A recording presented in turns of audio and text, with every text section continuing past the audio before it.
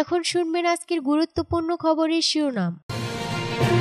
বাংলাদেশের সংখ্যালঘুদের সুরক্ষা ইস্যুতে অবস্থান জানালো আমেরিকা। 5টি মার্কিন জাহাজে ইয়েমেনিদের হামলা, সিরিয়ায় ইসরায়েলের ভারী বোমা বর্ষণ অব্যাহত। সিরিয়ায় নজিরবিহীন হামলা ইসরায়েলের প্রতি জাতিসংঘ মহাসচিবের আহ্বান। বিরোধ অবসানে সোমালিয়া ইথিওপিয়ার সঙ্গে পৃথক বৈঠক করলেন এরদোগান। ভারতে মসজিদ মন্দির নিয়ে সমীক্ষা স্থগিত। রক্তক্ষয়ী অবরোধ, মিয়ানমারে 270 কিলোমিটার এলাকা আরাকান আর্মির নিয়ন্ত্রণে। বাংলাদেশের সংখ্যালঘুদের সুরক্ষা ইস্যুতে অবস্থান জানালো আমেরিকা। বাংলাদেশের সংখ্যালঘুদের উপর কথিত নির্যাতনের অভিযোগ তুলে একাধিকবার মার্কিন পররাষ্ট্র দপ্তরের ব্রিফিংয়ে প্রশ্ন করা হয়েছে। এবার এ বিষয়টি হোয়াইট হাউসের ব্রিফিংয়ে উঠে এসেছে। এ বিষয়ে মার্কিন প্রেসিডেন্টের অবস্থানও জানতে চাওয়া হয়েছে। সংখ্যালঘুদের নিরাপত্তার বিষয়ে আমেরিকার অবস্থান জানিয়েছে হোয়াইট হাউস। বৃহস্পতিবার 12 ডিসেম্বর হোয়াইট হাউসের ব্রিফিংয়ে এ বিষয়ে প্রশ্ন করা হয়। ব্রিফিংয়ে জানতে চাওয়া হয়, গত কয়েক সপ্তাহ ধরে দেশ জুড়ে কয়েকটি আমেরিকান হিন্দু গোষ্ঠী হোয়াইট হাউসের বাইরে প্রতিবাদ জানিয়ে আসছে। তারা শেখ হাসিনার পতনের পর বাংলাদেশ হিন্দুদের হত্যা ও মন্দিরে হামলার অভিযোগ করে আসছে। এ বিষয়ে প্রেসিডেন্ট অবগত কিনা, বাংলাদেশের অন্তর্বর্তী সরকারের প্রধান উপদেষ্টা ডক্টর মোহাম্মদ চাউটলাইন বৈঠকে এ বিষয়টি তিনি উত্থাপন করেছেন কিনা। এ বিষয়ে হোয়াইট হাউসের জাতীয় নিরাপত্তা কাউন্সিলের স্ট্র্যাটেজিক কমিউনিকেশন পরিচালক অ্যাডমিরাল জন কিবরি বলেন, আমরা বিষয়টি অত্যন্ত গভীরভাবে পর্যবেক্ষণ করেছি। এমনকি প্রেসিডেন্টও এ বিষয়টি গভীরভাবে পর্যবেক্ষণ করেছেন।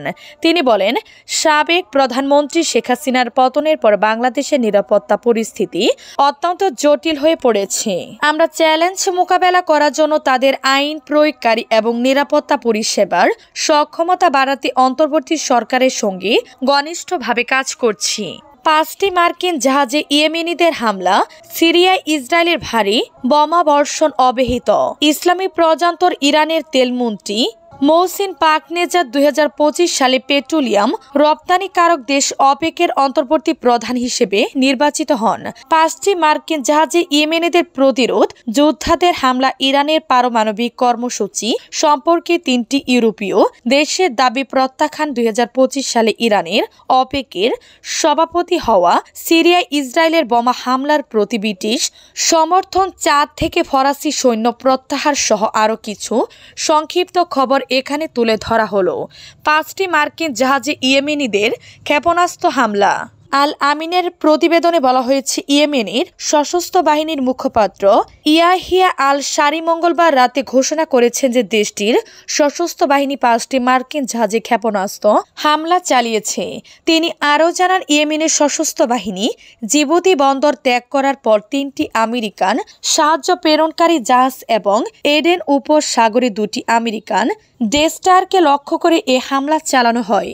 আয়াত তাহরির আল শামের সঙ্গে কথা বলতে কোনো বাধা নেই, ব্রিটিশ প্রধানমন্ত্রীর কার্যালয়ে বলা হয়েছে। সিরিয়ায় নজিরবিহীন হামলা, ইসরায়েলের প্রতি জাতিসংঘ মহাসচিবের আহ্বান। সিরিয়ায় শত শত সামরিক স্থাপনায় হামলা চালিয়েছে ইসরায়েল। দেশটির এ হামলায় উদ্বেগ জানিয়েছেন জাতিসংঘের মহাসচিব আন্তোনিও গুতেরেস। তিনি সিরিয়ার আঞ্চলিক অখণ্ডতা বজায় রাখতে দেশটিতে এ হামলা বন্ধের আহ্বান জানিয়েছেন। বৃহস্পতিবার 12 ডিসেম্বর টি ওয়ার্ল্ডের এক প্রতিবেদনে এ তথ্য জানানো হয়েছে। প্রতিবেদনে বলা হয়েছে, সিরিয়ার সার্বভৌমত্ব এবং আঞ্চলিক অখণ্ডতার সাম্প্রদায়িক ও ব্যাপক লঙ্ঘনের তীব্র নিন্দা জানিয়েছেন জাতিসংঘ মহাসচিব। তিনি ইসরায়েলকে এ হামলা বন্ধের আহ্বান জানিয়েছেন। এক সংবাদ সম্মেলনে জাতিসংঘ মহাসচিবের মুখপাত্র স্টিফেন জুডারিক বলেন, সিরিয়ার বিভিন্ন স্থানে শত শত ইসরায়েলি বিমান হামলার বিষয়ে মহাসচিব উদ্বিগ্ন। সারা দেশে সব ফ্রন্টের সহিংসতা কমানোর জরুরি প্রয়োজন অর্জনের উপর জোর দিয়েছেন তিনি 1974 সালে চুক্তির বিষয়টি উল্লেখ করে এই চুক্তির সঙ্গে অসঙ্গতিপূর্ণ হবে এমন সব পদক্ষেপের নিন্দা করেন। এই চুক্তি অনুযায়ী সিরিয়া এবং ইসরায়েলের মধ্যে বাফার জোন ডিমিলিটারাইজড এলাকার সীমানা নির্ধারণ করা হয়েছে। এর আগে বুধবার 12 ডিসেম্বর মার্কিন সংবাদ মাধ্যম CNN এর এক প্রতিবেদনে বলা হয়, ইসরায়েলি গত 48 ঘণ্টায় সিরিয়ায় 480 হামলা চালিয়েছে। আসাদ সরকারের বাহিনীকে মেরুদণ্ডহীন করে ফেলতে এ হামলা চালিয়ে যাচ্ছে তারা। বিরোধ অবসানে সোমালিয়া ইথিওপিয়ার সঙ্গে পৃথক বৈঠক করেছেন এরদোগান। সোমালিয়ার বিচ্ছিন্ন অঞ্চল সোমালিল্যান্ড নিয়ে দীর্ঘদিনের বিরোধ অবসানে সোমালিয়া ও ইথিওপিয়ার সরকার প্রধানের সাথে পৃথক বৈঠক করেছেন তুরস্কের প্রেসিডেন্ট রিসেপ তাইয়েপ এরদোগান। এক্সের দুটি পোস্টে তুর্কি প্রেসিডেন্টই জানিয়েছে বৃহস্পতিবার 12 ডিসেম্বর এরদোগান আঙ্কারায় সোমালিয়ায় প্রেসিডেন্ট হাসান শেখ মোহাম্মদ এবং ইথিওপিয়ার প্রধানমন্ত্রী আবিই আহমেদের সাথে দ্বিপাক্ষিক বৈঠক করেছেন। বৈঠকের বিষয়বস্তু সম্পর্কে অন্য কোনো বিবরণ ছিল না। শান্তি আলোচনা শেষে এক যৌথ সংবাদ সম্মেলনে এরদোগান জানান, উভয় পক্ষই নিজেদের মধ্যকার বিরোধ মীমাংসার সিদ্ধান্ত নিয়েছে। তিনি আরও বলেন, শান্তি এবং সহযোগিতার ভিত্তিতে একটি নতুন সূচনার প্রথম পদক্ষেপ নিয়েছি আমরা। তুরস্কের লক্ষ্য হল আফ্রিকার এই অঞ্চলটিতে শান্তি এবং স্থিতিশীলতা প্রতিষ্ঠা করা। এরদোগান আরও বলেন, সোমালিয়া ও ইথিওপিয়ার যৌথ বিবৃতি পারস্পরিক সম্মানের ভিত্তিতে সহযোগিতা ও সমৃদ্ধির একটি দৃঢ় ভিত্তি স্থাপন করবে। প্রশংসা করে বলেন, তার দেশ সবসময় ইথিওপিয়ার সত্যিকারের বন্ধু ছিল এবং থাকবে। ভারতে মসজিদ মন্দির নিয়ে সমীক্ষা স্থগিত। ভারতে উপাসনালয় বিশেষ করে মসজিদ চলমান সমীক্ষা সাময়িকভাবে স্থগিত রাখার নির্দেশ দিয়েছে দেশটির সুপ্রিম কোর্ট। বৃহস্পতিবার ভারতের সর্বোচ্চ আদালতের একটি বিশেষ বেঞ্চে ওয়ারশিপ অ্যাক্ট সম্পর্কিত একাধিক মামলার শুনানি শেষে এ নির্দেশ দেয়। ভারতের সর্বোচ্চ আদালত বলেছে, এ নিয়ে দেশের কোথাও আপাতত কোনো মামলা দায়ের করা যাবে না।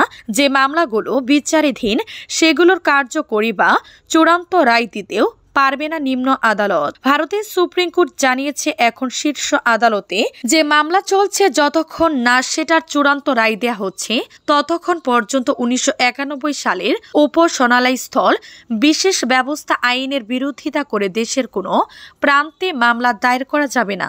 সুপ্রিম কোর্ট স্পষ্ট জানিয়েছে যে কোনো মামলার ক্ষেত্রে কোনো সমীক্ষা বা কার্যকরী নির্দেশ দিতে পারবে না দেশের কোনো ট্রায়াল কোর্ট। পাশাপাশি বিষয়টি নিয়ে কেন্দ্রীয় সরকারকে হলফনামা দাখিলে নির্দেশ দিয়েছে সুপ্রিম কোর্ট। বৃহস্পতিবার ভারতের প্রধান বিচারপতি সঞ্জীব খান্নার নেতৃত্বাধীন 3 বিচারপতি ডিভিশন বেঞ্চে এ আদেশ দেন।